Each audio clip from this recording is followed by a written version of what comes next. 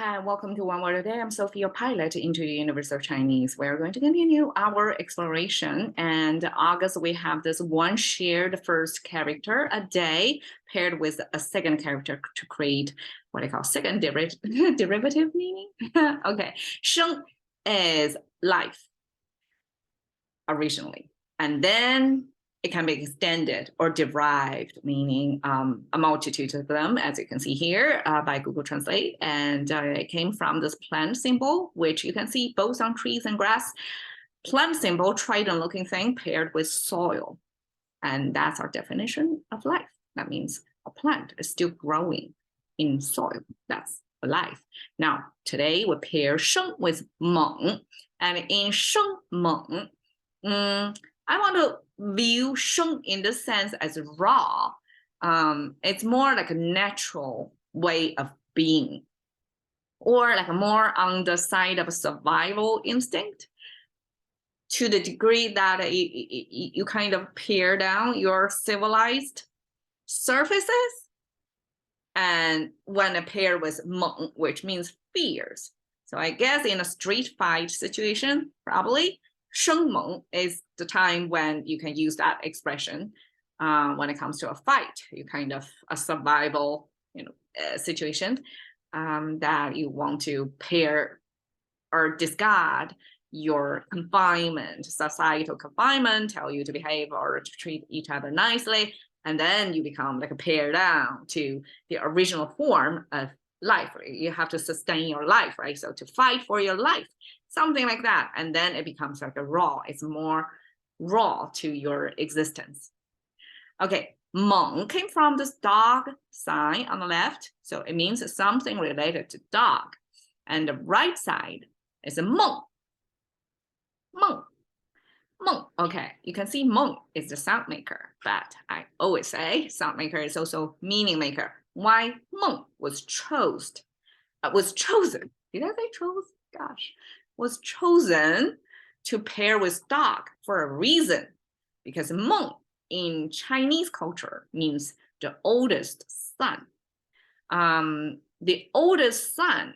Okay, we can see the baby icon here, right? It's the circular, like a big-headed, and then the outreached arm and one torso without a leg. So that means it's a pre-walking baby, so 1 year old. And the bottom, the second of that, has nothing to do. It's no longer part of the baby, even if it's inheriting the same aptitude convex shape. It's no longer part of the first icon, even if they are connected. That's the confusion, I guess. The bottom of it means holding a cup. So you can see this is the container, the cup container. This is the cup stem or stall. And then there's two little lines there are like the hand, kind of this part and this part. We have this opposing something amazing, allow us to grab, to pinch, right? This holding, cup holding is depicted by here. So this is our, 2 points of contact showing our fingertips, the thumb and the fingers, whichever direction that is, and this is at the bottom stand. So the whole image in the bottom portion is cup holding. And you can see Chinese culture define the firstborn son as somebody has a special status in a family, because firstborn, always like that's like the first name carrier of your bloodline. And as a boy, that means the next generation is also going to be carrying your family name. That's extension of the bloodline. Therefore, the firstborn was always like held highly in a status, in a ranking, like in a hierarchy of Chinese family as special status. So the firstborn son probably is the one worthy of drinking to, cheer to, and that's probably celebrating the born of the firstborn. I mean, I guess for couples having multiple kids, the firstborn was an exciting time, because that's kind of transforming the couple from just married to parents. It's a big transition. So firstborn made that transition of life for the adults. So this drinking toward the firstborn then become the symbol to represent the firstborn son. And normally firstborn son, when the kids are little, right, age 1 year older than the rest of siblings make a huge difference. So that's why when it paired with dog, firstborn son, not only is a status, it's also a physique in a hierarchy or in the brood of the family of siblings.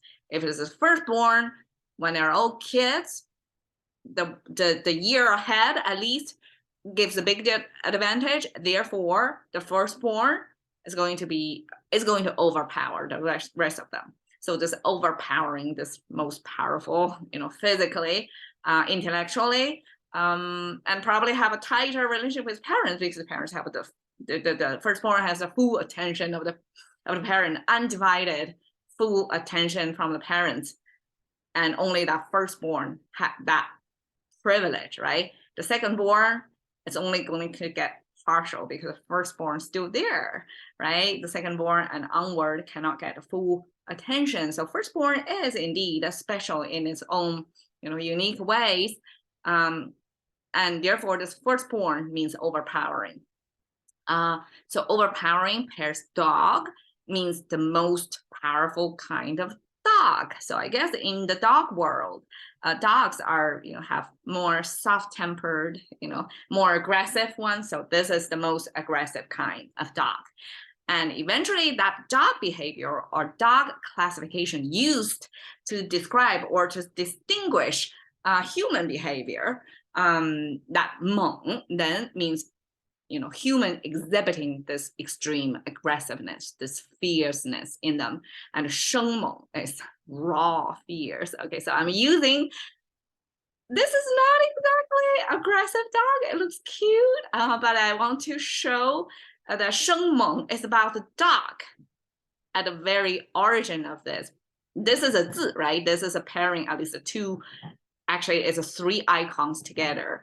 Firstborn child drinking to with dog. That means the most powerful kind of dog.